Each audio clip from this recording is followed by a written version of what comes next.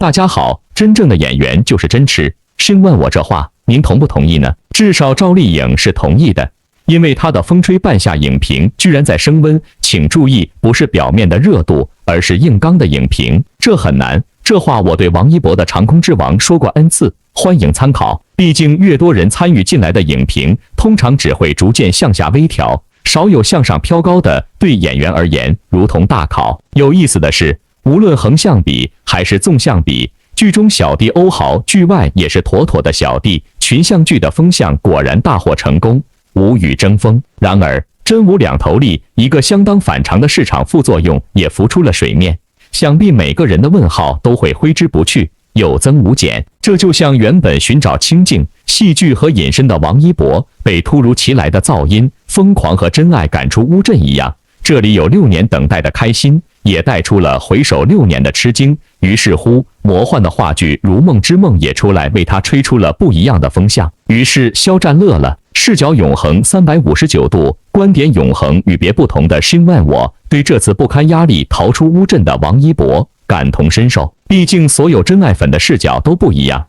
就像《如梦之梦》出来蹭流量一样。这些烧脑的话题，申万我会稍后展开。好玩的先说吧。赵丽颖在风吹半夏最有趣床上对白终于诞生了。申万我是个 YouTube 平台上没有见过对手的细节党，所以欢迎大家到短视频区。少儿不懂，成人不说，大家一笑了之。最好说点什么，让申万我也擦擦眼睛。这里面的梗太多，例如许半夏赵丽颖是为了钢厂家属和无良地产商硬刚。许半夏说，本来我对婚姻已经失望了，没想到上天让我遇到了你，如果我回不去了，我爱你。赵磊跟着赵磊，李光洁是不放心赶过去和许半夏共患难。赵磊在和地产商谈判时跳入冰冷的河水里，地产商同意了他们的请求，许半夏很感动。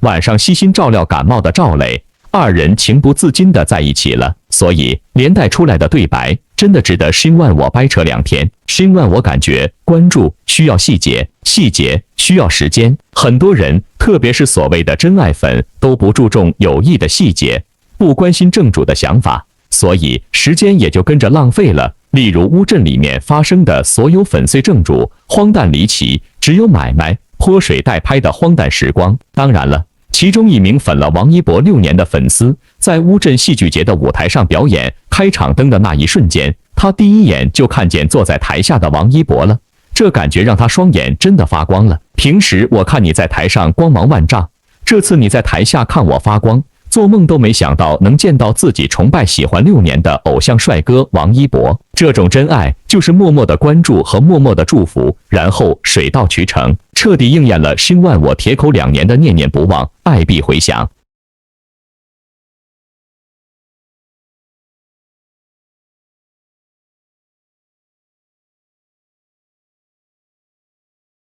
只可惜许多自私的真爱粉脑袋里面都是可怜的买买不忘，非常可惜，可惜了他们心目中完全不一样的王一博。说到这，视角永恒359度，观点永恒与别不同的申万我，可以把念念不忘的下一句换一换，就是高光登场。这部所有萤火虫都会喝彩和意外的，就是赵丽颖的2份成绩单了。2022年的12月5日，赵丽颖、欧豪主演的新剧《风吹半夏》豆瓣开分8.4，由赵丽颖、欧豪、李光洁领衔主演的时代群像闯剧《风吹半夏》正在爱奇艺、江苏卫视、浙江卫视播出。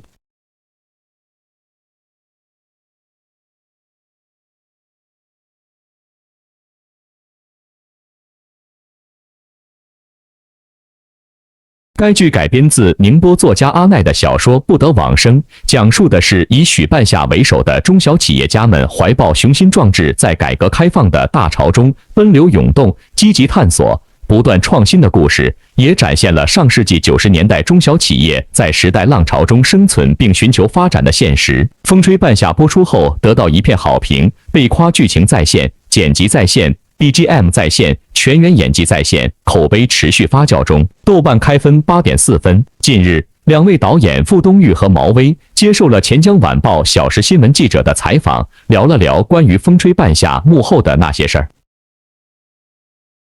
首先，第一人选就是赵丽颖。看完小说以后，导演傅东育脑子里蹦出的第一人选就是赵丽颖。我和他在理想照耀中国时有过短暂的合作，但没有特别深入的了解和认知。但我觉得他比较有劲儿，感觉挺合适的，再一聊就碰上了。欧豪和李光洁的形象也对上了剧里角色的形象，最后他们都来加盟，心垂所愿。而刘威、冯佳怡、柯蓝、任重、黄登登、宋茜这些角色的选择，傅东育考虑的第一是能够跟现实主义的创作理念匹配，同时他们在一起的组合能够有1+1大于2的化学反应。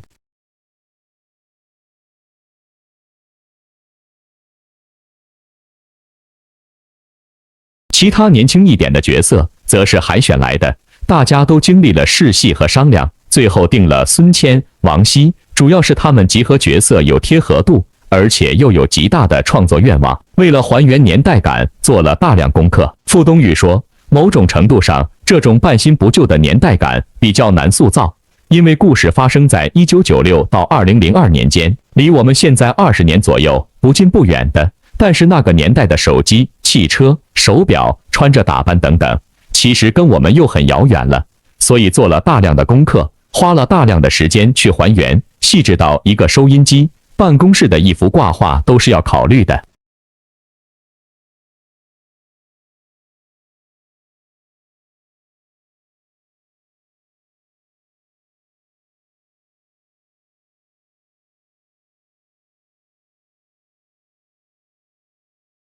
毛薇补充，单单是赵丽颖的造型就下了很大功夫。赵丽颖的服装我们大概准备了300多套，最后穿过的大概有180多套，在剧中最终展现出来的是120套左右。她这些服装都是我们经过精心的挑选和考量的。比如这段戏拍的是91年，她这个衣服穿的就是91年那个时期的衣服。很多都是从收藏家的手里边收过来的。因为聚焦钢铁行业，开拍前所有的导演组跟责编组也做了大量的功课。中国钢铁业的政策变化，钢铁产业的结构变化，包括一些数据，比如钢铁的产能、GDP 的产能、钢铁产业工人的数量、薪水，以及涉及到东北、江浙的区域性差异。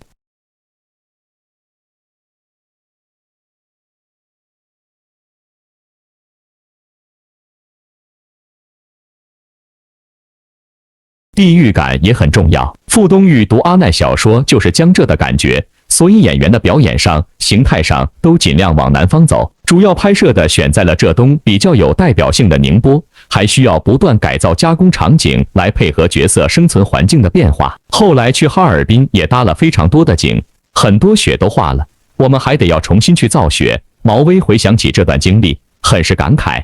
当然，这些痛苦在今天来讲都不是事儿了。其实还是很幸福的。这部剧算是正装的致敬过去，启发现在。接到这个项目后，傅东育一直很忐忑。阿奈的之前很多作品，像《大江大河》都挺好的，影视化改编都非常成功。还有关于改革开放的，有很多同类题材也很优秀。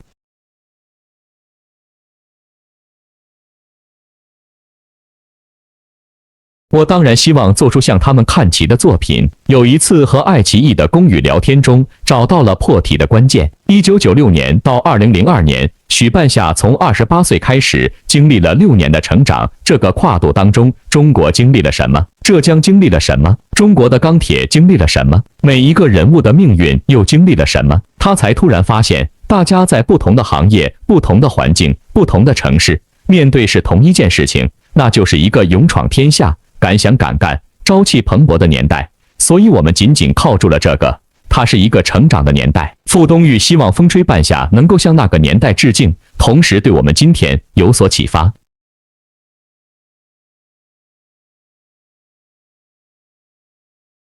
每一个鲜活的人物的生命力、奋斗感，和今天我们经常会谈到的内卷、躺平是一个鲜明的对比。那个年代人和人之间交往的直截了当和坦白，和今天也有着一种对应。最后，我觉得那个年代的勇气、果敢、实事求是的精神，在今天都需要我们复习。说到这，申万我只想说，这些漂亮话里面也藏着大量的风向梗，可以说整个剧组学政治、讲政治，真是杠杠的。中国著名真香学派创始人先生早就用自己的亲身经历告诉了所有人，人类的本质是真香。当这一点用在整个饭圈里时，那就是经常发生的事情了。昨天对一个艺人嗤之以鼻，今天就爱上了，也不是什么难事。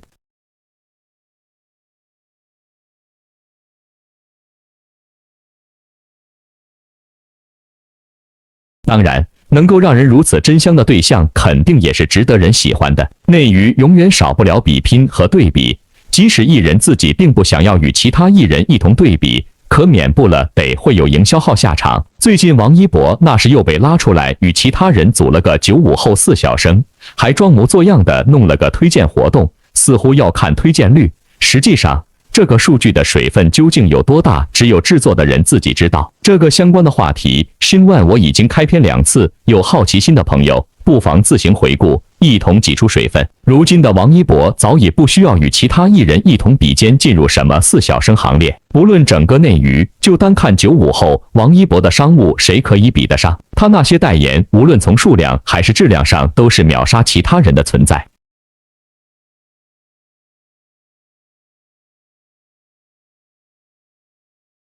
同样的，王一博的影视成绩也不是其他人一个小小火苗的伪爆剧可以比得上的。内娱最现实了，如果他们真的已经爆火，那么请问他们的商务呢？怎么没人请他们代言呢？商家不想赚钱吗？还是他们刚刚火起来，代言费已经涨到商家付不起的程度了？如今的王一博不需要与他人共同对比已成事实，即使再多的通稿拉着王一博给其他人抬咖，大家心中也是有数的。对比实际，王一博不看那些荣誉，光是商务就可以甩他们几条街了。但其实，优秀的王一博也不是第一次被营销号拉进这95后小生行列了。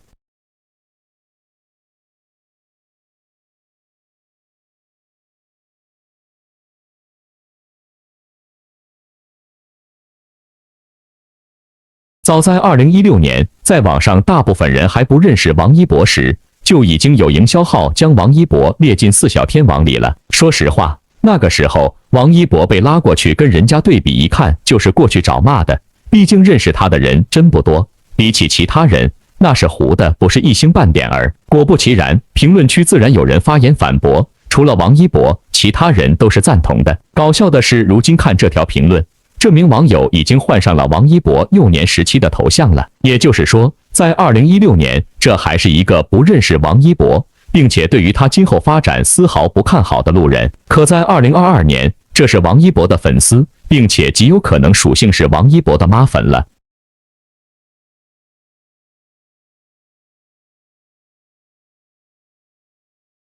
果然，人类的本质就是真香，尤其是对着王一博。也不知道这6年的时间，这位粉丝是如何被王一博吸引的。曾经的不信任，如今已是坚定的选择了。也不知道，若是他再回头看看自己6年前的评论，会不会说一句悔呢？喜欢上王一博并不是一件困难的事情，他的表演、舞台、极限运动、舞蹈、歌曲，总有你喜欢的点，而粉丝喜欢他，更多的是他的真诚。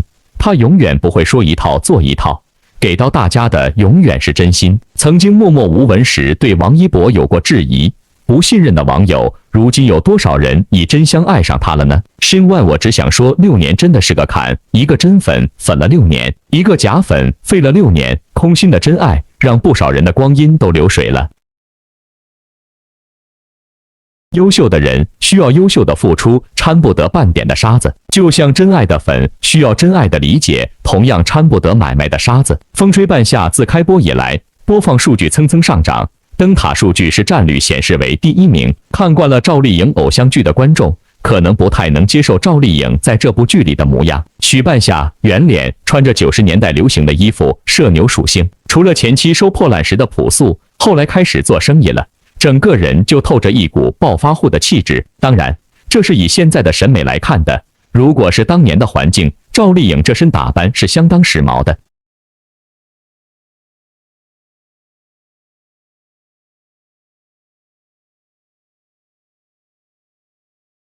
鉴于赵丽颖在剧中确实胖了一圈，有网友嘲讽道：“油腻大概是指的剧中装扮，大波浪加红唇加世故感，胖确实是真的。”脸比之前更圆润了。要知道，在这部剧里，赵丽颖吃胖了10几斤，东西都是真的吃，没有假道具，更没有假吃，没有假吃，没有假吃，没有假吃。重要的事情，申万我必须说3遍，这就是优秀的演员必须做到的优秀的付出和表演。这既是尊重观众，也是尊重角色本身的设定。因为在许半夏在原著里就是个胖子，长得不太好看，还有些胖，是个很不起眼的女人。这就是为什么在剧中她的伙伴总是喊她胖子。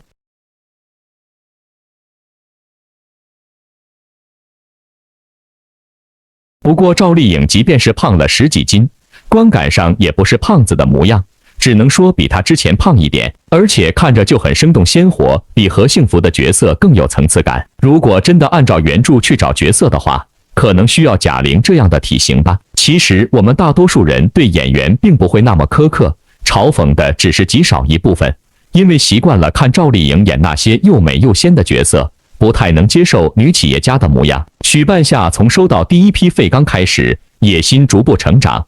事情还未开始，他就先到处借钱把堆场搞了起来。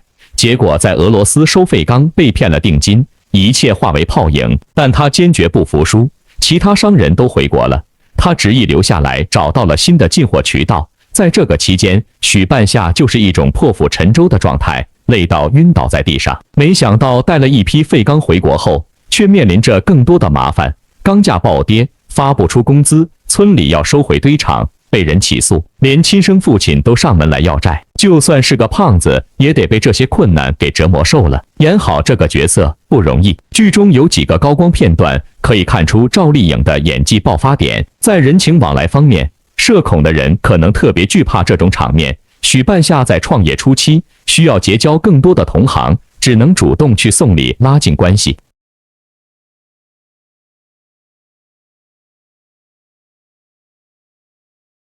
见人都是笑得露出8颗牙，双下巴都出来了。饭桌上抓住一切机会溜须拍马，忽略对方瞧不起他的态度，脸皮足够厚。这就是新手刚进生意场时的真实写照。许半夏是大学学历，年纪也不大，还是圈子里唯一的女性。于是她故意把自己打扮得像暴发户，化浓妆装成熟，说话不卖弄字眼，想打入这个普遍文化不高的生意圈子里。观众所说的油腻感大概就是由此而来，但这是为了角色服务，没有任何不妥。许半夏从黑海带回大批废钢，却适逢国内收购价格下降，一连串的压力接踵而来，催债的人挤满了堆场接待室，与自己并肩作战的赵磊也被公司降职。这些巨大的困难几乎将他压垮，如果事情没有转机，他的债务几辈子都难还清。距离破产清算还有几天时间了，赵磊得知钢价上涨的消息，赶紧跑来许半夏的楼下大喊：“快打开电视！”看到好消息的许半夏喜极而泣，打开门就朝着赵磊冲过去，一跃而上，又哭又笑。这种笑容又和生意场上的笑容不一样，是压力彻底释放出来的那种开怀舒畅，是死里逃生的喜极而泣。屏幕前的观众看到这一幕都忍不住共情到咧开嘴角，跟着他笑。一直在追剧的观众也可以感受到许半夏的气质变化。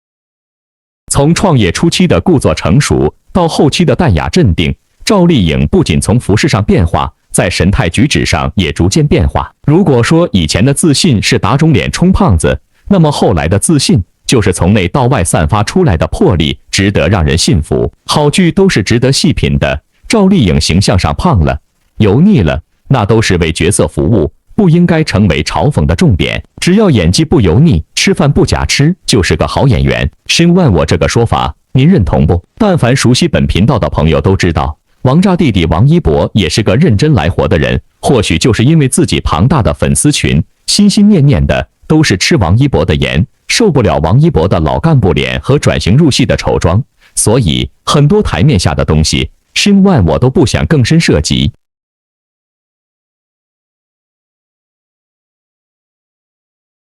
因为一些无所谓粉碎正主的真爱肯定受不了，比方这次造成王一博差点说重话出大事，合伙制造出2022年最黑暗一天的真爱打卡粉，或者说买真爱粉。话说王一博自从热烈杀青之后，已经许久没有进组了，虽说中间有着《这就是街舞》第5季的录制，但他的下一个资源一直没有官宣，网络上对此也众说纷纭。从王一博的规划来看，他似乎是铁定了想要好好在电影圈扎稳脚跟，毕竟从《风起洛阳》之后，他就再也没有演过电视剧了。《无名》《长空之王》《热烈》都是电影，而且合作的皆是大咖。而根据网传，王一博的下一个资源依旧就是一部电影，并且担任的是一名反派老师。如果这个传言为真，那么最近王一博的身材管理就应该是为了能够好好的塑造这个角色。此前为了拍摄电影，王一博一直在为角色做着身材的改变，不停的增肌减肌，增肌减肌。每一次他一出现，都会有黑粉跳脚，说他长胖了。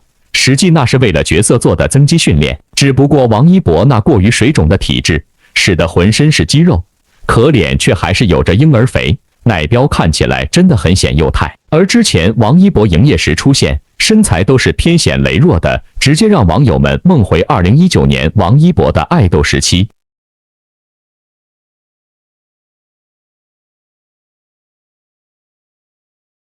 王一博颜值的回升，也让这群黑粉们闭了嘴。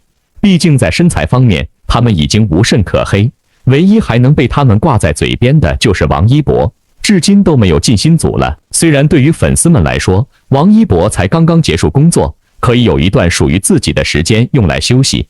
这就是街舞第5季的总决赛，也消耗掉了他相当大的精力。在王一博的宣发博发出来的纪录片中，大家也能看到他是如何在短时间内进行舞蹈学习的。别人吃饭休息的时间，王一博作为顶流，依然在镜子前练习着。虽然粉丝们并不会对王一博的职业生涯有着任何的指手画脚，一向都是他做什么大家都支持。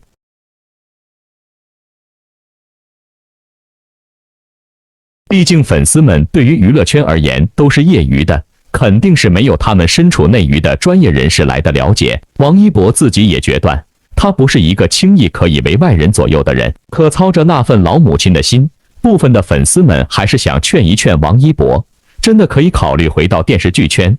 不是粉丝们唱衰他，而是如今的内娱电影环境真的不太理想。电影与电视剧对于圈内人而言是等级的区别。电影咖永远高于电视剧咖，可对于观众们而言，电视剧是可以使用电视手机观看的，可电影是要跑到电影院去看的。如今的疫情那是相当不稳定，费尽心力拍好的电影，迟迟找不到合适的档期，就算找到了，也会因此而延期。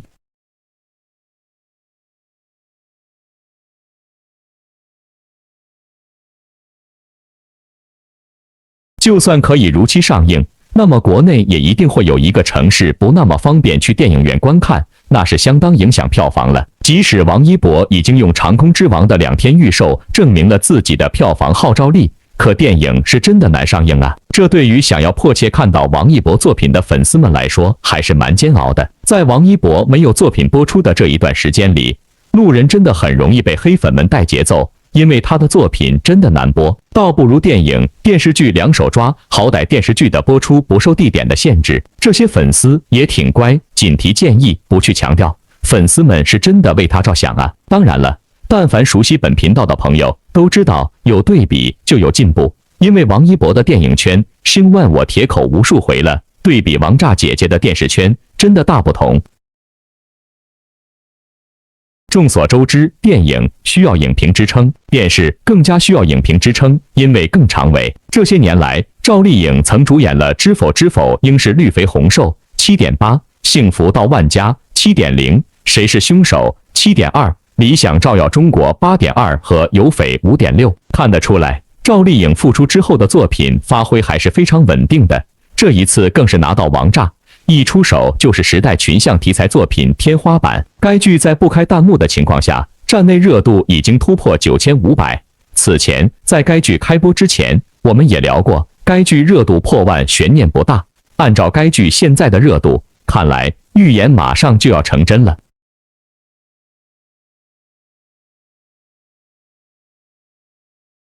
风吹半夏将会成为继赘婿、罚罪人世间、苍兰诀和青青日常之后第6部某平台站内热度破万的影视剧。有趣的是，这次杨幂和赵丽颖迎来正面交锋。杨幂的2部剧《谢谢你医生》和《爱的28定律》豆瓣评分分别是6.1和5.8。赵丽颖的《风吹半夏》豆瓣评分8.4。再来看打分人数，杨幂的2部加起来打分人数都不如赵丽颖的1部，可以说无论是口碑还是影响力，杨幂的剧都不如赵丽颖了。杨幂其实红的比赵丽颖要早，还是自己不努力，把口碑败了，导致很多路人看到杨幂的剧就自动绕道走了。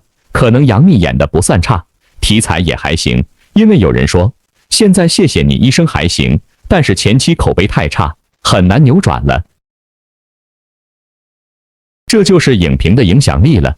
所以有些人总是以为买票就能撑起演员的支持和热度，只能说大错特错了。这些相关的独家硬核，欢迎您在过往的视频中找出亮点和共鸣，一道抛砖引玉。赵丽颖在中年的那一辈好感度很好，反正赵丽颖每一部我妈都看，说她会演，而且赵丽颖能挑战各种各样的角色。特别值得一提的是，知否的确长尾效应牛，靠这一步，赵丽颖已经把其他人牢牢甩在身后了。或许屏幕前的您也是感同身受、心万我的感受的，对吧？这也直接说明赵丽颖不但继幸福到万家之后又一次选对剧本，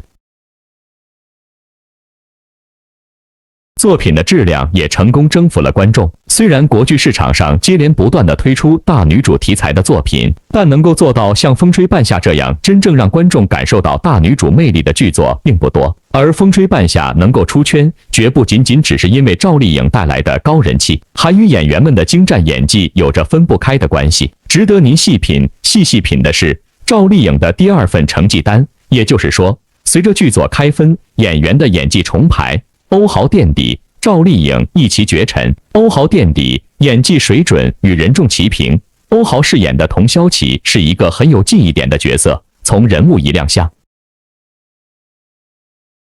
偷下水到井盖卖钱就可见他并不是一个很有道德感的人，并且做事容易不择手段，包括他后续开着车污染滩涂也印证了这一点。不过童潇启并不让人讨厌，因为他对许半夏实在是太仗义了。在许半夏的废钢卖不出去，每天为没有钱焦头烂额时，童潇启带着自己的车队没白没黑的拉沙子挣钱，还出了车祸，也算是扭转了观众对他的态度。可以说欧豪这一次饰演的童潇启是一个较为复杂的角色，不过他的演技在线，把童潇启痞里痞气又手狠的一面刻画得十分到位，让人很有代入感。尽管9.5的演技评价垫底，但在这部全员实力派的剧中，已经算得上很出彩了。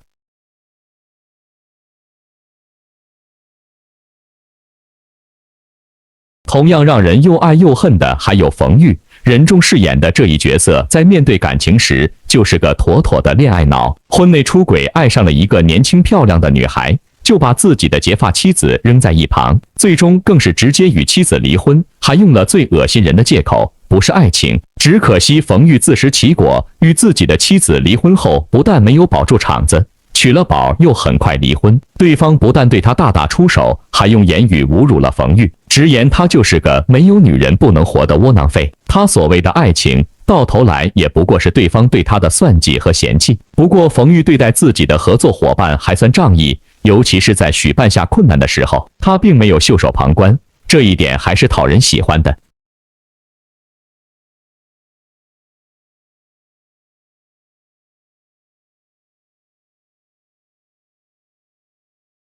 任重诠释的冯玉给人的直观感受就是没什么本事，还有点窝囊，也很契合人物的设定，拿到了9.5分。李光洁追平老戏骨刘威，演技在线。这部剧中许半夏的官定 CP 是赵磊，而这一角色的扮演者正是李光洁。在这之前，李光洁在许多影视剧中独挑大梁，即便是露脸演绎配角，也能让人过目不忘。这一次，他的演技魅力再一次释放出来，将一个沉稳又有眼光的老板刻画得入木3分。赵磊给人的直观感受就是清醒又理性，即便对许半夏有情，但一旦谈到工作和事业，就一定不会因为两人之间的情谊而手软，或是降低自己的要求和标准。但他又不是个有坏心的商人，全心全意地帮助许半夏时，当真是让人没话说。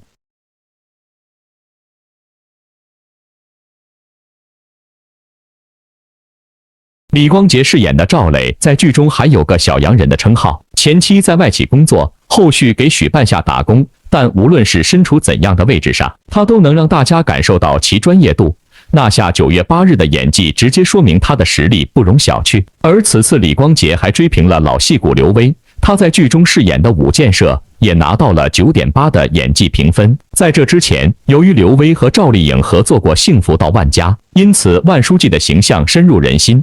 但刘威又一次打破了观众对他的固有印象。这一次，他饰演的武建设露出谄媚的笑容时，能让观众看到他作为一个商人的坚硬狡猾，但不需要求人办事时，又是一副高高在上的老者姿态。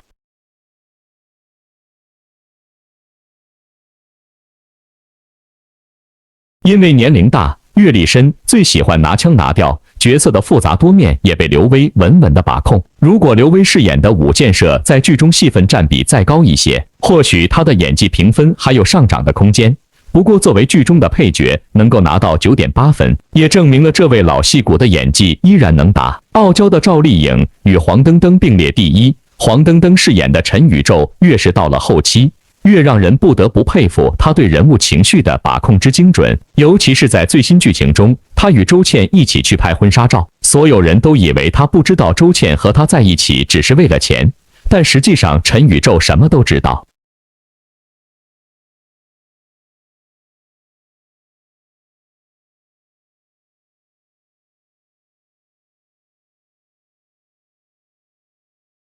只不过他太爱周倩了，不想放过和他相处的机会。在拍婚纱照时，他笑得一脸幸福，可在周倩转过身去哭时，他的表情又瞬间凝固，既尴尬又痛苦。可在看到周倩主动挽自己的胳膊时，又一次幸福地笑了起来，实在是太让人心疼了。黄登登是最被低估的一位演员，虽然从角色设定上来看，他作为钢三角中的一员十分重要，但由于下线时间比较早，因此戏份不算多。但9.9的演技评价也足见观众对他的认可。赵丽颖这一次在《风吹半夏》中的表现简直是让人刮目相看。本以为能够演得了农村妇女的她，已经够让人惊艳。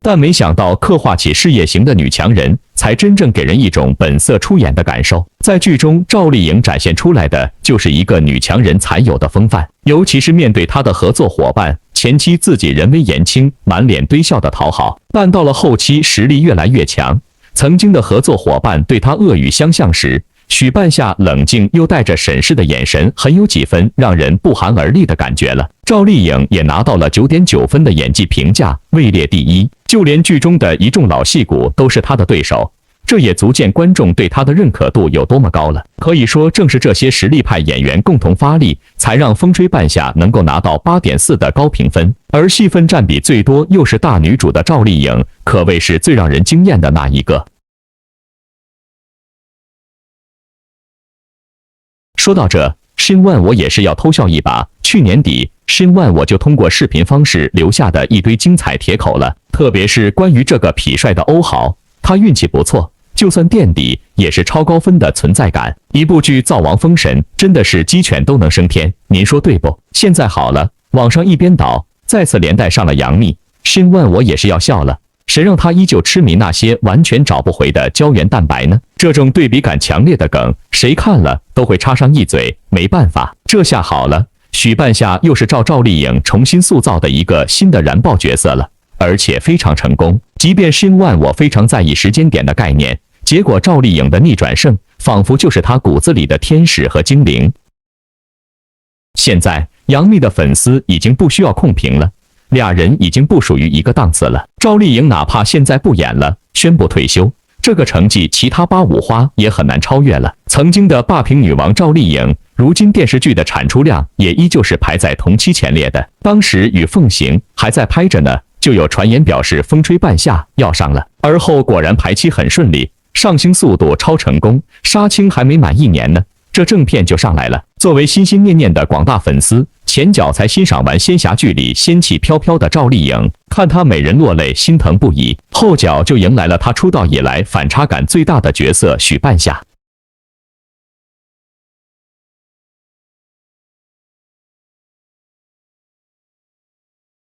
这个从出生开始就注定不是普通人的女老板，在原著里是个200斤的胖子，在剧里是个把野心都写在脸上的权力家，利益当头，却又正义感十足。作为剧目核心主演，她的成功就代表着剧目的出圈。上线数日以来，不仅圈内人评价质量优秀，官媒也点名表扬制作精良。如今这豆瓣评分开了8.4的口碑，甚至比《梦华录》当时开分都要高上0.1。风吹半夏有好成绩如此，就不免得让人有些急怜惜幸福到万家了。明明当时赵丽颖主演的剧，且均是现实主义题材，怎么当初她开分就只有7.3，现在还掉到了7.0呢？您有什么看法或者想法呢？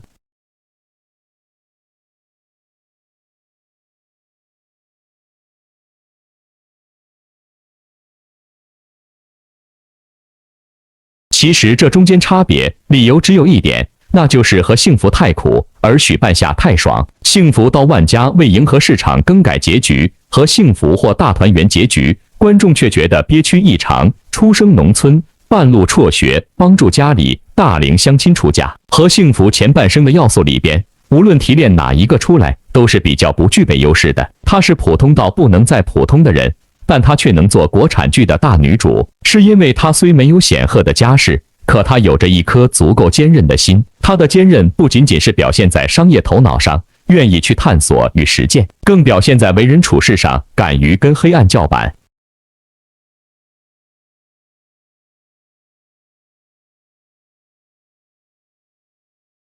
妹妹被欺负了，她找到人家门上去也必须要个说法，自己人格被侮辱了，冒着被辞退的威胁，也要个自己争口气。小姑子被迫做牺牲，她第一个不答应，没有见义勇为，而是勇敢直上。这样的女子在时间的逆流里走出一条独属于自己的大路，是值得一个幸福的结局，但绝不是不与王庆来离婚，还积极生2胎。要是有第2季，大家还喊话她生个3胎的结局，而是她努力冲破刻板印象，拿到自己该有的权益，实现自我成长的结局。只能说后期剧情走偏，连编剧都表示部分台词不是他所写的，委实是让剧粉越看越憋屈。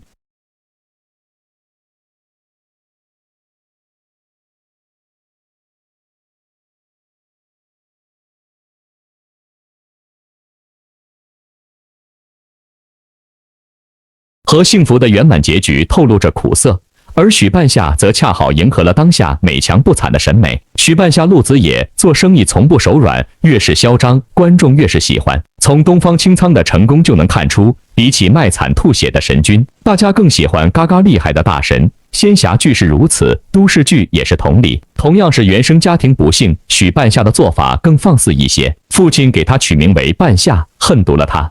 他便让所有人都别直呼自己的本名，跟父亲与后妈借钱，他们不想给，他当即表示不给可以，那自己就只能把房子抵押了。对亲情毫不手软的他，在商业场上自然也没给瞧不起他的人好脸色看。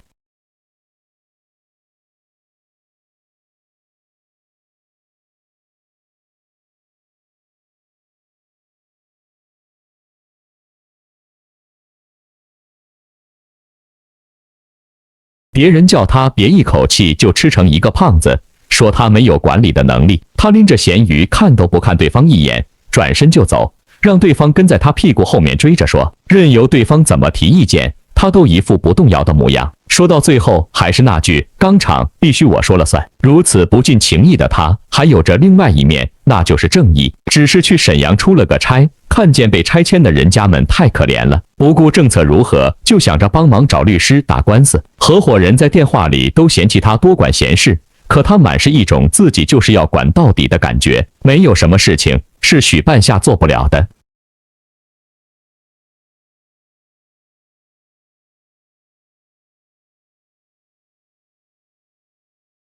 短短几集时间，就从小老板摇身一变成为前辈都要求着合作的人。许半夏越是打扮靓丽，越是赚钱多，越是讨人喜欢。这就是2部剧评分差别大的原因所在。申万我只能说，赵丽颖的眼睛真的很毒，路子很野，转型其实就是什么螃蟹都吃，吃到螃蟹才知苦咸，吃完螃蟹才有力气。不是吗？欢迎您在评论区中对10万我的胡思乱想随意置评。聪明人注定是要敢为人先的，成功人士也一样。当一众明星们还停留在红毯出发图、现场精修图的宫斗戏码时，赵丽颖闷声干了件大事，捧出一部年代剧《风吹半夏》。《风吹半夏》从演员微表情到场景布置，甚至背景音乐，很多细节都值得玩味，不必硬磕资本灌溉出来充斥着工业糖精的 CP， 不必灰头土脸的豪夺海报上的主演排序，从收破烂的成长为钢铁厂董事长许半夏、许总，让自来水们个个喊上头。没有深迷于古偶的舒适圈，没有挤眉弄眼的尴尬演技，甚至没有过多剧透、翻拍等炒作手段。风吹半夏就这样徐徐吹来，攻城略地。刚刚落幕的一大型颁奖礼上，明星们争奇斗艳。虽然赵丽颖的亮相一会儿被说穿得像孔雀，一会儿被说脸部发腮长胖了，相信看了这部剧，大家都会乖乖闭嘴。毕竟演员真正的决斗场在于荧幕，并非那机米红毯。其实看看对手的演员们，有同甘共苦的兄弟，携手共进的知己，尔虞我诈的盟友。除了欧豪、孙谦，赵丽颖自己都算是小字辈，但她就像许半夏一样，面对刘威、李光洁一众老戏骨也没啥怕的。好多段商场、酒桌上的群戏，面对既要联手又要防备的商业伙伴，她把绵里藏针、指桑骂槐、不卑不亢轮番上演。对陈宇宙和童潇琪、滕曦、爱莲、仗义、铁三角的神仙友谊让人目了。对将真心交付的赵磊，她也卸下防备，鲜有的流露出少女情怀总是诗的羞涩。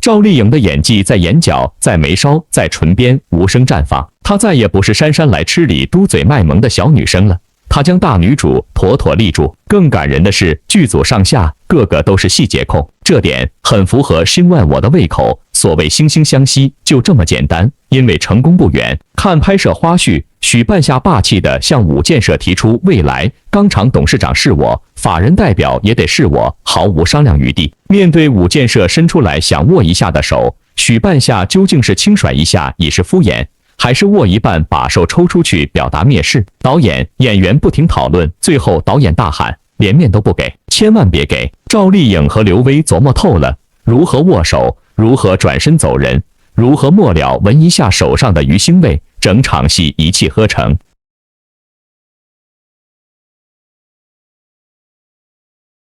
同样是一部戏里几百套衣服，赵丽颖并没有不合时宜的硬凹造型，大波浪卷发、褐红色唇膏、廓形西服套装，每套造型都充满了现实感和年代感，极具还原度。据了解，剧组仅女主的服装就准备了300多套。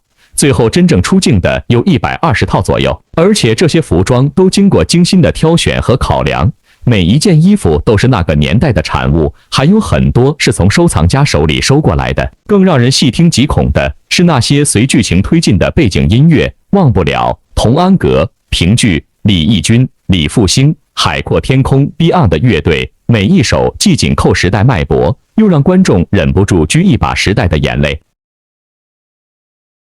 都说功夫在戏外，愿这些戏外的功夫多些再多些，这样赵丽颖的功夫也会多些再多些的。当然了，有些东西能少就少，例如王一博的晦气，因着乌镇真爱粉带来的晦气，最好越少越好。然而呢，真爱粉大张旗鼓地炒作正主的隐私和秘密，那么有人也不会客气的。现在央华版《如梦之梦》又起了波澜，甚至一度登上了热搜榜。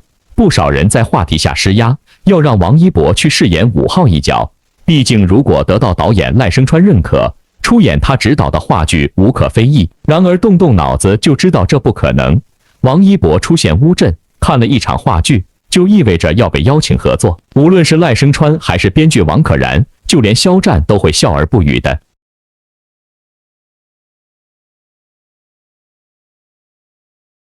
据悉，在确定延期后，沉寂一段时间的《如梦之梦》，没想到还顺利登上了热搜榜，一波未平，一波又起。事件的大致起因是王一博被邀请看话剧了，于是不少有心人士便开始着急忙慌地聚集在《如梦之梦》的话题下，给剧组施压，认为应该让王一博来饰演5号。认真出名的王一博或许会取得出其不意的效果。客观而言，目前这种情况跟去年申万我一路跟踪申巴的粉丝造反事件如同翻版，行不行？剧组不会因为舆情压力随意更改演员的阵容。